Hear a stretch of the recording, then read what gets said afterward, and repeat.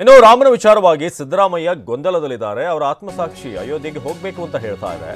ಆದರೆ ಕಾಂಗ್ರೆಸ್ನ ವರಿಷ್ಠರು ಬೇಡ ಬೇಡ ಅಂತ ಹೇಳ್ತಿದ್ದಾರೆ ಅಂತ ರಾಮನ ವಿಚಾರವಾಗಿ ಸಿದ್ದರಾಮಯ್ಯ ಸ್ವಲ್ಪ ಕನ್ಫ್ಯೂಷನ್ ಅಲ್ಲಿದ್ದಾರೆ ಅಂತ ಮಾಜಿ ಸಿಎಂ ಬಸವರಾಜ ಬೊಮ್ಮಾಯಿ ವ್ಯಂಗ್ಯವಾಡಿದ್ದಾರೆ. ಅವ್ರಿಗೆ ಹೋಗೋಕೆ ಮನಸ್ಸಿದೆ, ಆತ್ಮಸಾಕ್ಷಿ ಹೋಗು ಅಂತ ಹೇಳ್ತಾ ಇದೆ. ಆದರೆ ಕಾಂಗ್ರೆಸ್ನ ವರಿಷ್ಠರು ಬೇಡ ಬೇಡ ಅಂತ ಹೇಳ್ತಿದ್ದಾರೆ ಅಂತ ಸಿದ್ದರಾಮಯ್ಯ ವಿರುದ್ಧ ಮಾಜಿ ಸಿಎಂ ಬೊಮ್ಮಾಯಿ ವ್ಯಂಗ್ಯವಾಡಿದ್ದಾರೆ. ತಡವಾಗಾದರೂ ಬುದ್ಧಿ ಬಂದಿದೆ. ಅವ್ರ ಹೆಸರಿನಲ್ಲಿ ಸಿದ್ದರಾಮ ಇದೆ, ರಾಮ ಇದ್ದಾನೆ. ರಾಜಕಾರಣಕ್ಕಾಗಿ, ಅಧಿಕಾರದ ರಾಜಕಾರಣಕ್ಕಾಗಿ ಅವ್ರ ಹೆಸರಿನಲ್ಲಿರುವಂಥ ರಾಮನ್ನೇ ಅವರು ಕಡೆಗಣಿಸಿದ್ರು. ಕೊನೆಗೂ ಕೂಡ ಅವ್ರಿಗೆ ಜ್ಞಾನೋದಯ ಆಗಿದೆ.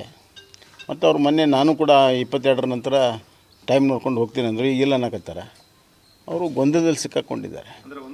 ಒಂದು ನಿಮಿಷ, ಅವ್ರ ಆತ್ಮಸಾಕ್ಷಿ ಹೋಗ್ಬೇಕಂತದೆ, ಅದರ ಪಕ್ಷದ ವರಿಷ್ಠರು ಹೋಗಬೇಡ ಅಂತಾರೆ. ಅವ್ರ ಗೊಂದಲಮಯ ಹೇಳಿಕೆಗಳೇ ಅದಕ್ಕೆ ಸಾಕ್ಷಿ.